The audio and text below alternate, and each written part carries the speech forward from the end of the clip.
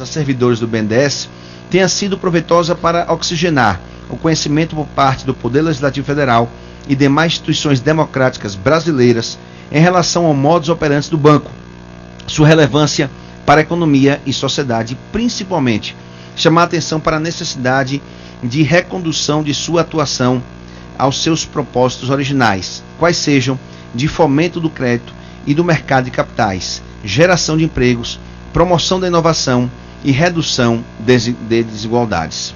Temos a certeza de que os subrelatórios e o relatório produzido pelos parlamentares envolvidos nessa empreitada cumprirão ainda a tarefa de registrar na memória institucional desta Casa e dos órgãos aos quais serão encaminhados para as providências cabíveis o cumprimento por parte do Legislativo brasileiro de sua inafiançável vocação para o controle externo da administração direta e indireta. Item 4. Falta de efetividade da BNDES-Par e desvirtuamento de mercados. Desde 2007, os repasses do Tesouro ao BNDES, fruto do endividamento público, ultrapassaram a soma de 450 bilhões de reais. No entanto, esse aumento de repasse não teve como contrapartida qualquer elevação na taxa de investimento no país que refletisse, desde então, que essa seria uma política sustentável e cujos frutos estariam sendo apropriados pela sociedade brasileira. De fato, se em 2008, quando começaram os repasses do Tesouro para o banco, a taxa de investimento do país para a formação de capital bruto era de 19% do PIB, ela permaneceu inalterada nos anos seguintes, tendo fechado 2014 no valor de 19,7%. Uma das explicações para esse fenômeno apenas reitera um argumento sustentado ao longo dessa subrelatoria. O BNDES não possui qualquer estrutura voltada a mensurar o grau de efetividade de sua atuação ou verificar, ao menos, o correto emprego dos recursos emprestados. De acordo com o economista Eduardo Gianetti da Fonseca, uma das possíveis explicações para a falta de reflexo do dispêndio público no fomento da atividade econômica na taxa de investimento do país estaria em que empresas tomaram crédito subsidiado do banco para fazer investimentos que já haviam programado, enquanto aplicavam os recursos próprios no mercado financeiro a taxas muito menores. Em outras palavras, o investimento que eles fariam com dinheiro que tinham em caixa passou simplesmente a ser feito com financiamento do banco. Analisando sob a ótica da geração de empregos nos setores que mais pesadamente receberam recursos do BNDES, percebemos que os resultados não foram tão positivos quanto pretende fazer crer a propaganda institucional do Banco do Fomento. Ainda que se alegue que o BNDES utiliza o MGE, Modelo de Geração de Empregos, para verificar o impacto de sua atuação na criação de postos de trabalho, é necessário ainda que haja mais transparência e estudos mais aprofundados, não apenas sobre a quantidade de empregos gerados, como também se identifique se a meta inicialmente programada foi cumprida.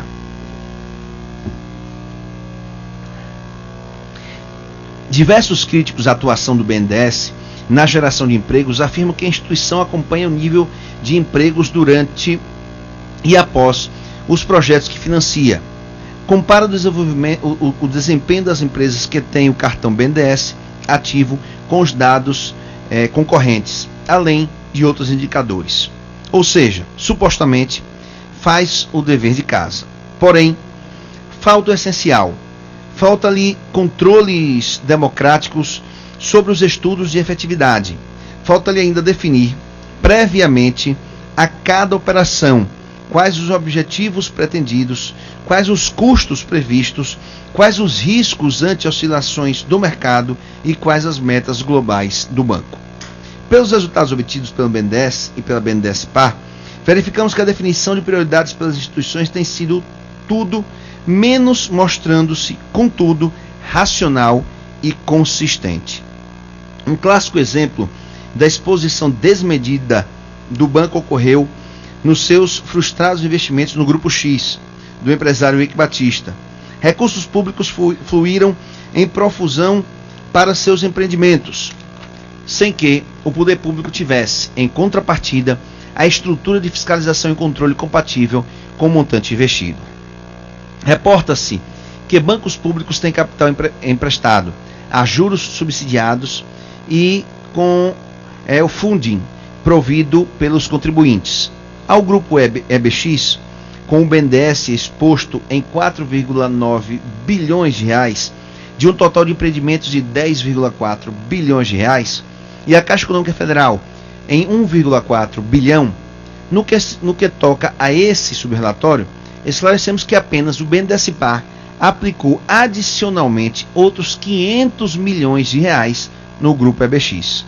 Apesar de submetidos à fiscalização da CVM, Comissão de Valores Imobiliários, e da ANP, Agência Nacional do Petróleo, essas estruturas se mostraram falhas em monitorar, prever ou conter a queda do Império X e, com esta queda, a devassa no mercado acionário brasileiro e a possibilidade que os recursos públicos investidos junto ao grupo não venham a ser recuperados pelo banco. A combinação desastrosa de recursos emprestados em volume superior à capacidade de gestão do banco, a completa falta de indicadores relativos a tais empréstimos e a inexistência de instituições judiciais e regulatórias suficientemente robustas e tecnicamente qualificadas propiciaram espaço para que o poder econômico e a influência política fossem, uma vez mais, usados para controlar leis e permitir que indivíduos ricos e politicamente influentes pudessem se apropriar da renda de contribuintes e acionistas minoritários de importantes companhias brasileiras. Da mesma forma, há indícios claros de que a atuação do banco promoveu a concentração do mercado dentro da política de criação de campeões nacionais e, indiretamente, o enriquecimento de indivíduos escolhidos por critérios pouco claros em outros setores da economia nacional.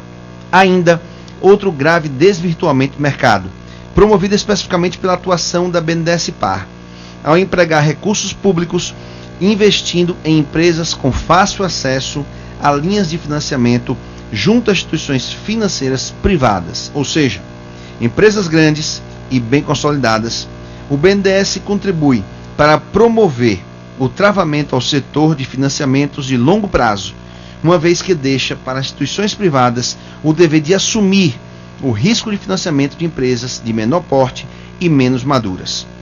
Trata-se, portanto, de uma interferência estatal que freia o mercado de capitais e inibe o avanço de fontes de financiamento privado, como a títulos corporativos de dívida.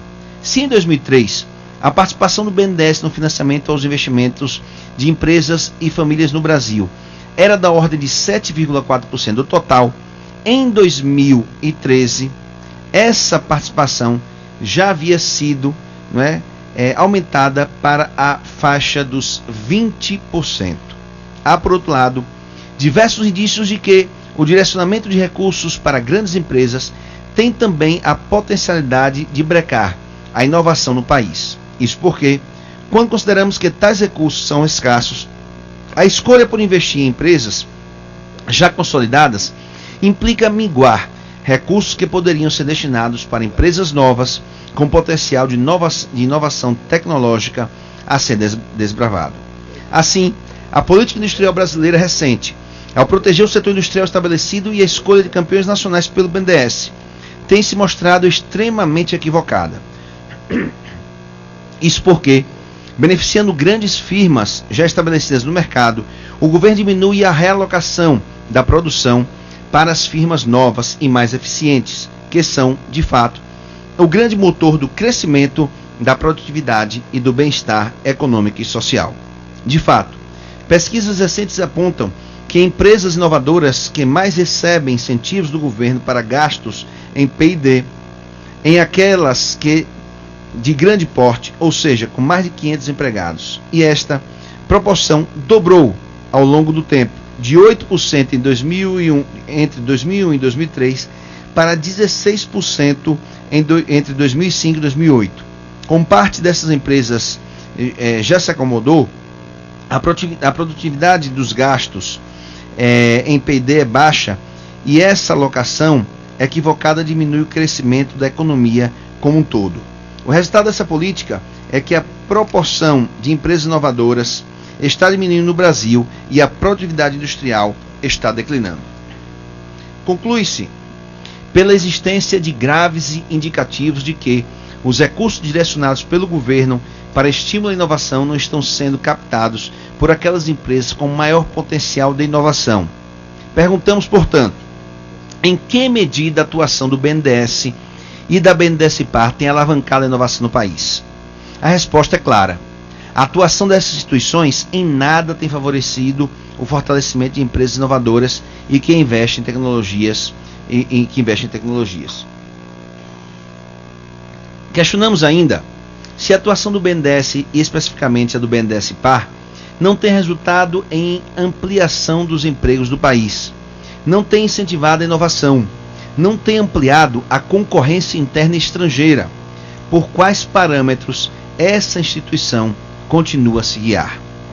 Por quanto tempo permitiremos que recursos da população brasileira sejam apropriados por setores já favorecidos do empresariado brasileiro? Concordamos com o economista Sérgio Lazzarini, quando ele afirma que, dentre as medidas a serem adotadas para reformular o sistema BNDES, a primeira delas deveria ser o condicionamento dos empréstimos e que, especialmente dos subsídios, ao potencial impacto dos projetos. Isso porque, como agente público, as alocações do banco devem trazer ganhos de produtividade e melhorias socioambientais, além de que o mercado privado estaria disposto a fazer. O banco como um todo, nas suas diversas atividades, deveria ser um investidor de impacto por excelência. Repasses deveriam ser condicionados a metas claras de impacto e a sua continuidade condicionada a uma avaliação posterior, atestando se o tomador alcançou ou não essas metas. Proponho, portanto, como conclusão, a adoção por esta comissão de 3 proposições legislativas. A primeira delas, versando sobre a obrigatoriedade de aprovação prévia pelo Congresso de operações realizadas pelo BNDES e suas subsidiárias envolvendo valores superiores a R$400 milhões.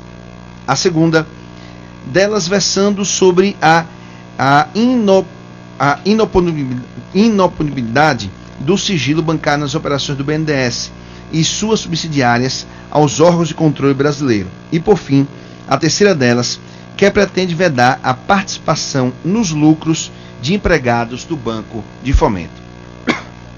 Assim, certo de que o povo brasileiro merece desta casa uma proposta concreta de alteração no panorama legislativo vigente, que evite que casos como esses venham a se repetir, conto com o apoio dos demais membros desta comissão para que as proposições anexadas a este relatório sejam adotadas. Acredito que as mudanças de paradigmas do ordenamento jurídico nelas substanciadas têm o mérito de criar normas mais rígidas e transparentes para o uso futuro do dinheiro público pelos bancos oficiais de fomento do Brasil. E aqui, senhor presidente, anexamos ao nosso relatório, que vamos passar às mãos do relator deputado Zé Rocha, anexamos as proposições legislativas das quais acabamos aqui de fazer referência. É só, senhor presidente. Deputado André Moura, agradeço Vossa Excelência e cumprimento Vossa Excelência também pela dedicação e pelo brilhante relato que apresenta esta casa. Não é à toa que Vossa Excelência